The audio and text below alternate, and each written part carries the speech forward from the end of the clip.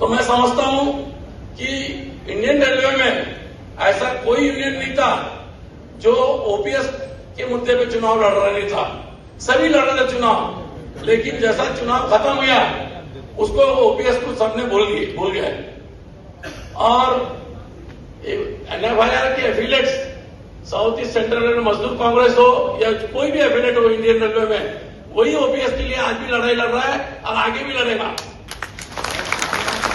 साथियों, आपको सावधान रहना है ऐसे संगठन से जो आपको गुमराह कर रहा है, और जो चुनाव के समय आके आपसे सिर्फ हम ओपीएस करा लेंगे, हम ओल्ड पेंशन स्कीम ला देंगे, ऐसा करके आपसे वोट तो ले लेता है लेकिन वो दिखता नहीं है। ऐसा ही एक फेडरेशन है जिन्होंने वोट लेके एक रेलवे में मान्यता तो प्राप्त कर ली है, तो आज तक वहां ओपीएस नहीं हो पाया है। तो आप मेरे कर्मचारी भाइयों बहनों, आपको सावधान रहना है ऐसे संगठन को से, और सही संगठन का साथ दीजिए, संगठन से जुड़िए। मजदूर कांग्रेस एकमात्र संगठन है जो आपका हितैषी है, आपके हितों की रक्षा के लिए सर्वोपरि तैयार रहता है। और तीनों मंडल में हम तो हर ग्रीवेंस डोर टू डोर लेके जाते हैं मंडल में, तो जारी रहेंगे। दूसरा मुद्दा है हार्ड ड्यूटी अलाउंस, उसमें भी आप आज बोलना चाहिए था, क्योंकि जो भी जोखिम के कार्य करते हैं, जो भी कैटेगरी, उनको हार्ड ड्यूटी और रिस्क अलाउंस मिलना चाहिए। और ये आपके क्षेत्र का काम है, बोर्ड लेवल का काम है, इसमें होना चाहिए। सर, मैं मोतीबाग वर्कशॉप से बिलोंग करता था, तो मैं वहां का भी एक मुद्दा रखूंगा आपके सामने। इस साउथ ईस्ट सेंट्रल रेलवे जो मोतीबाग जो वर्कशॉप है नागपुर में, उसका एक्सपेंशन के लिए 100 पोस्ट के एक्सपेंशन का बोर्ड में पड़ा है वहां पे अप्रूवल के लिए, तो उसको अप्रूवल करा दीजिए। और ग्रुप इंसेंटिव वहां पे चालू होना चाहिए साहब। आज पाउटन बड़ा है तो वहां पे चालू होना चाहिए। और ये जो मैंने पहले बात बताया हार्ड ड्यूटी अलाउंस, ये सभी आर्टिजन स्टाफ जो इंजीनियरिंग है, एएलपी को रिक्स अलाउंस मिलना चाहिए। ये बहुत सारी चीजें हैं जो आप मुझसे ज्यादा समझते हैं।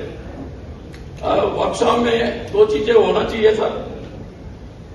और सबसे एक मुद्दा है, मेरी महिला जो यहाँ पे बहनें बैठी है, जो मेरे ट्रैकमेंट महिला लेडी ट्रैक मेंटेनर है और लेडी एएलपी है सर, उनको एक बार कैटेगरी चेंज का मौका मिलना चाहिए और वन टाइम करना चाहिए।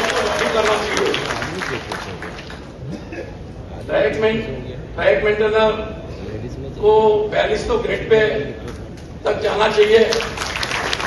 ये भी आपका डिमांड है, मेरा डिमांड है सर। और वैसे ही सर एएलपी ट्रैक मेंटेनर हो गया, एएलपी रनिंग स्टाफ का जो और पॉइंट्समैन है, उनका भी पे स्ट्रक्चर 4200 तक होना चाहिए रनिंग स्टाफ के। और सबसे मेन है रनिंग स्टाफ के साथ जो हो रहा है उत्पीड़न, जो उनका शोषण हो रहा है सर, छोटी छोटी बातों पे स्पेड में उनका जो रिन्यूअल है उस पर रोक रखना चाहिए। मैं बार बार प्रशासन से यही निवेदन करता हूं कि रिन्यूअल पे थोड़ा विचार होना चाहिए, कि थोड़ी छोटी छोटी बातों पे जो रिन्यूअल है वो बंद होना चाहिए। एसएनडी की जो मेरे भाई है, उनकी भी 24 घंटे का जो रोस्टर है वो उसमें थोड़ा सा संशोधन होना चाहिए।